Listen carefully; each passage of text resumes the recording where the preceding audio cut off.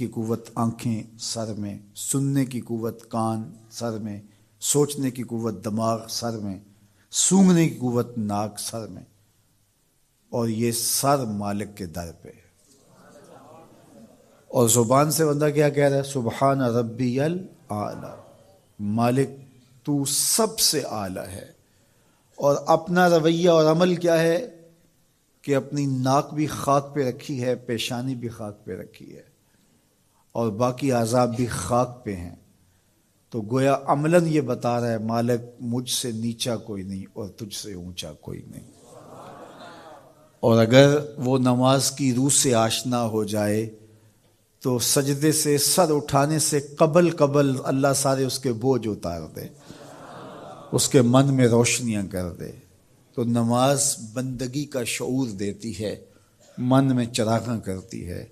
اللہ کے حضور جھکنے سے بندہ ایسا بندہ کامل بن جاتا ہے کہ پھر وہ کسی اور کے آگے نہیں جھکتا. تو اپنی اولاد کو نماز کی محبت دو، نماز کی ترغیب دو، نماز کی عادت دو اور نماز کا حکم دو، اور ان کی عادت راسخ ہو جائے. طبیعت میں پختگی کے ساتھ نماز کو اختیار کرنا ان کی طبع میں جم جائے. نماز ان کی طبیعت میں نظم پیدا کرے گی، ان کو نظم و ضبط کا پابند بنائے گی، اور ان کی صحت کی ضامن ہوگی، اور ان کے باطن کی طہارت کا سبب اور ذریعہ ہوگی. اس لیے کہا کہ اللہ کے حضور جھکنا نہ بھولنا اور نماز قائم کرنا. نماز کا تعلق اپنے آپ سے ہے کہ وہ اپنے آپ کو سنوارتا ہے. تقرب اللہ کے لیے اس کی اپنی عملی کوشش ہے. بندے اور خدا کا ایک ربط ہے نماز. اسی طرح یہ خیال کہ میرا مالک مجھے دیکھ رہا ہے، اس سے بھی تہذیب نفس ہوتی ہے، باطن کی تربیت ہوتی ہے. انسان ایک حصار میں آ جاتا ہے، ایک پہرے میں آ جاتا ہے کہ میرا اللہ مجھے دیکھ رہا ہے، اور پھر وہ قدم پھونک پھونک کے رکھتا ہے. وہ اچانک لوگ بیٹھے ہوئے ہونا، تو آج کل یہ سوشل میڈیا کا زمانہ ہے، تو کوئی کیمرہ سیدھا کر لے تو ایک دم مرتب ہو جاتے ہیں، اس لیے کہ اب ہماری تصویر آنے والی ہے. یا کوئی کسی کو کہے کہ جناب آپ لائیو جا رہے ہیں، تو وہ بالکل اپنی حرکات سکنات منظم کر لیتے ہیں، کپڑے سیدھے کرنے لگ جاتے ہیں، اس لیے کہ ہم لائیو جا رہے ہیں. وہ لائیو چاہے 5 آدمی دیکھ رہے ہوں، چاہے 10 آدمی دیکھ رہے ہوں، لیکن پھر بھی چونکہ ہم لائیو جا رہے ہیں تو اپنی حرکات سکنات مرتب کر لیں گے، منظم ہو جائیں گے. اور جب یہ یقین ہو کہ میرا اللہ مجھے دیکھ رہا ہے، یہ ساری حرکتیں وہاں لائیو جا رہی ہیں، تو پھر دل میں برا خیال بھی آنے لگے گا تو اس کو روکیں گے کہ میرا اللہ تو دیکھ رہا ہے. پھر بولی بھی مرتب ہو جائے گی، پھر رویے بھی مرتب ہو جائیں گے، طرز معاشرت بھی منظم ہو جائے گا. آنکھیں بھی نہیں بھٹکیں گی، خیال بھی نہیں بہکیں گے، سوچیں بھی آوارہ نہیں ہوں گی، چاہے آپ بند کمرے میں کیوں نہ ہوں، پھر بھی منظم رہیں گے، اس لیے کہ میرا اللہ مجھے دیکھ رہا ہے. تو یہ یقین زندگی کو منظم کرتا ہے. تو اس کا تعلق بھی انسان کی ذات سے تھا. نماز سے بھی تہذیب نفس ہے، اللہ سے تقرب حاصل ہوتا ہے. اب کہا تو خود غرض نہ بننا کہ اپنے آپ کو سنوار لیا اور کافی ہے، نہیں، لوگوں کو بھی نیکی کا حکم دینا. وامر بالمعروف ونہا عن المنکر، لوگوں کو نیکی کا حکم دینا اور برائی سے منع کرنا لوگوں کو. یہ مومن کی زندگی ہے. فتح مکہ کا دن ہے. آپ جانتے ہیں کہ حضور کے پیچھے ایک بچہ بیٹھا تھا، حضور کا ردیف، جو خوشی سے اچھلتا تھا. بڑی خوشی کا دن تھا، لیکن میرے حضور کا سر عجز سے جھکا ہوا تھا، حتیٰ کہ امامے کا کور اونٹنی کی کوہان کے ساتھ لگتا تھا. لیکن وہ بچہ تھا، نو عمر تھا، وہ اچھلتا تھا خوشی سے، تو حضور سے روکتے تھے، پھر وہ اچھلتا تھا، پھر روکتے تھے. وہ بچہ کون تھا؟ تاریخ میں ڈھونڈے، نواسا نہیں ہے، کسی انصاری سردار کا بیٹا نہیں ہے، کسی قریشی سردار کا بیٹا نہیں ہے، حضور کے خاندان کا کوئی فرد نہیں ہے. ہم نے تاریخ ڈھونڈی تو وہ حضور کے آزاد کردہ غلام اور منہ بولے بیٹے زید بن حارثہ کا بیٹا اسامہ بن زید ہے. فتح مکہ کے دن اپنے ساتھ جس کو بٹھایا وہ غلام زادہ تھا. دنیا کو بتایا محمد عربی غلاموں کو عزت دینے آیا ہے. ایک غلام کو یہاں اپنے ساتھ سواری پہ بٹھایا، دوسرے کو کعبے کی چھت پہ چڑھا دیا. بلال حبشی کو کہا یہاں کھڑے ہو کے اذان پڑھو. اللہ اکبر. کہاں بلال مکے کی گلیوں میں ظلم اور جبر، جور اور زیادتی کا شکار ہوتے تھے. چکی پسوائی جاتی تھی اور جسم میں میخیں ٹھونکی جاتی تھیں، اور ذلت اور رسوائی کے گڑھے میں ان کو دھکیل دیا تھا کفار نے. آج وہی غلام، وہی بلال کعبے کی چھت پہ کھڑا ہو کے اذان دے رہا ہے. اللہ اکبر. میں یہاں کھڑے ہو کے اذان دوں تو رخ کروں گا قبلے کی جانب، اور جب کعبے کی چھت پہ کھڑا ہوں تو پھر جدھر رخ کروں ادھر ہی تو قبلہ ہوگا. اب بلال اذان دے رہے ہیں، رخ کدھر کیا؟ حضور طواف کر رہے تھے، بلال اذان دے رہے تھے، جدھر جدھر حضور پھرتے وہ بھی رخ پھرتے چلے جاتے. اقبال بولے اذان ازل سے تیرے عشق کا ترانہ بنی، اذان ازل سے تیرے عشق کا ترانہ بنی، نماز تو اس کی دید کا ایک بہانہ بنی، ادائے دید سراپا نیاز تھی تیری، کسی کو دیکھتے رہنا نماز تھی تیری. کیسا رنگ تھا، کیسا جمال تھا.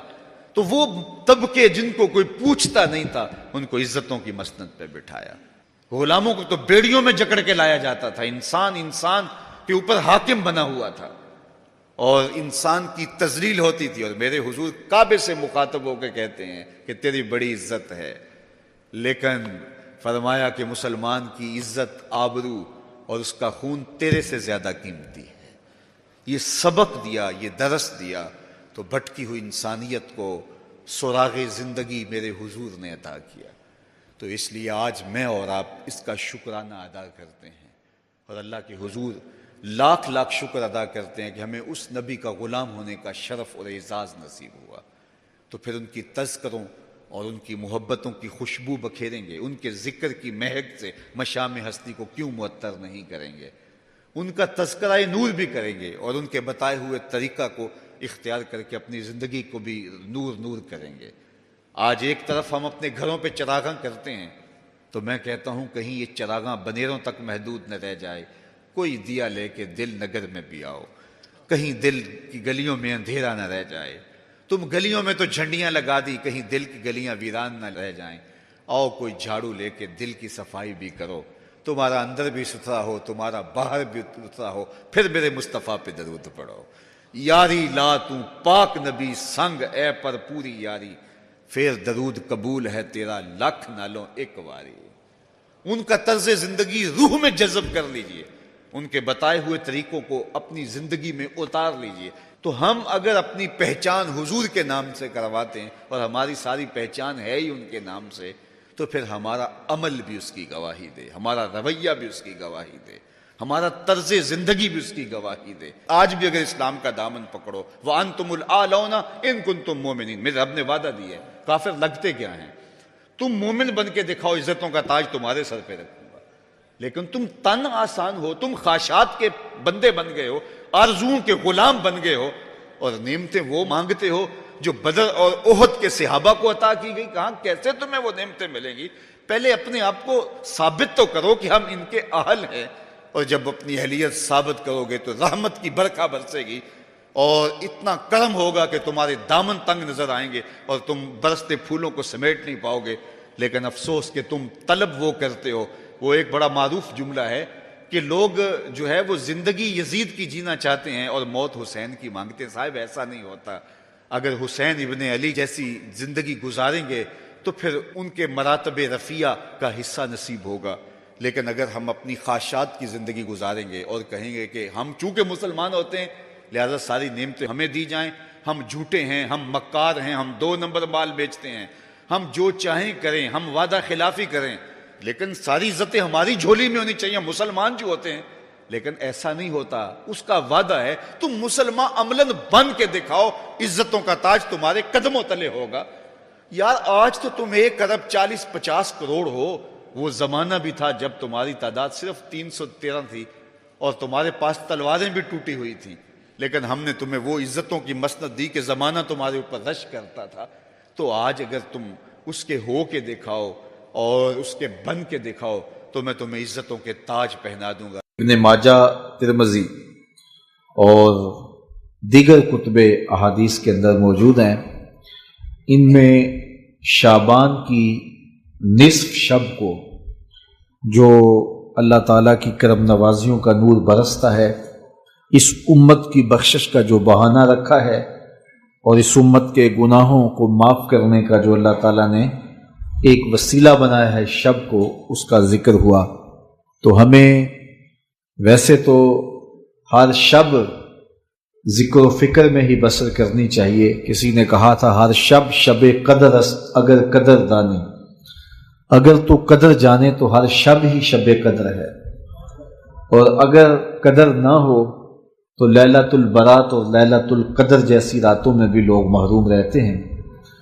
لیکن اللہ تعالیٰ جل شانہ نے ہمیں خاص طور پہ اپنی طرف بلانے کے کتنے بہانے دیے ہیں تاکہ بھٹکے ہوئے، بہکے ہوئے، گناہوں میں پھنسے ہوئے لوگ اس کی رحمت کی آواز پہ لپکتے ہوئے دوڑ کے آئیں اور اس کی رحمت سے اپنا حصہ وصول کریں، اور ماضی کے سارے گناہ اللہ تعالیٰ مٹا دیتا ہے۔ یہ شکر ہے کہ امت میں ان راتوں کو بیدار رکھنے کا سلسلہ موجود ہے، لیکن عموماً ہم نے ان مقدس راتوں کو بھی تقریباً کھلونا بنا لیا ہوا ہے، اور لیلۃ البرات کو اس قدر پٹاخے چھوڑے جاتے ہیں، آتش بازی کی جاتی ہے کہ جس طرح اللہ تعالیٰ اس سے راضی ہوتا ہے، جبکہ فضول خرچ کو شیطان کا بھائی قرار دیا گیا ہے۔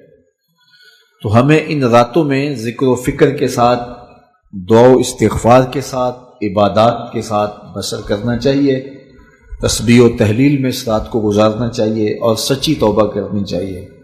ایک رسم کے طور پہ نہیں کہ ساری رات جاگیں اور ہم توبہ کریں، صبح ہماری زندگی کے معمولات وہی ہوں جو ایک دن پہلے ہوں۔ سچی توبہ کی علامت یہ ہے کہ انسان کی زندگی بدل جاتی ہے۔ سچی توبہ کی شرائط ہے کہ ما قبل سے توبہ کرے اور آئندہ ان کاموں کے نہ کرنے کا عزم مصمم کرے، اور جب اس پہ قائم رہے گا تو پھر اس کی توبہ قبول ہے۔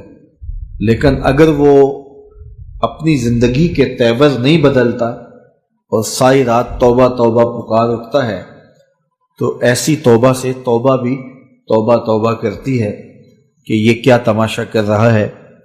تو ہمیں خلوص کے ساتھ، للہیت کے ساتھ سچی توبہ اپنے گناہوں سے کرنی چاہیے۔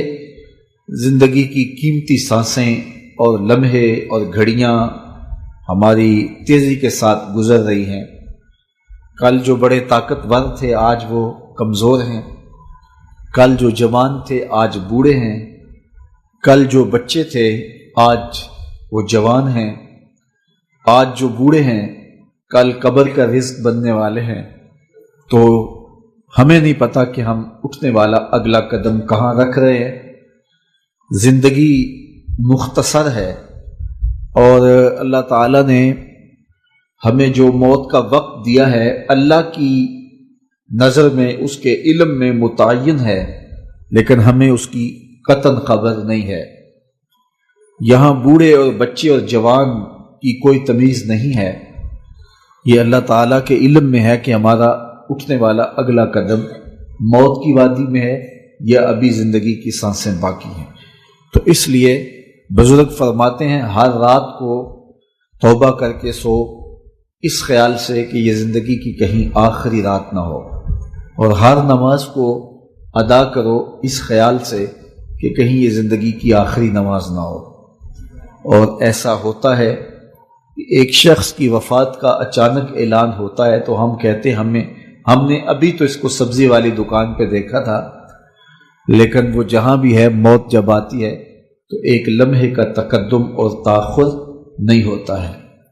تو مجھے اور آپ کو اپنی آخرت کے لیے سخت فکر مند ہونا چاہیے، اور ہمیشہ اللہ کی حضور رجوع، توبہ اور انابت سے اپنے گناہوں کی معافی کا سوال کرنا چاہیے، اور اپنی زندگی کو ہر طرح سے جو ہے وہ منظم اور مرتب کرنا چاہیے۔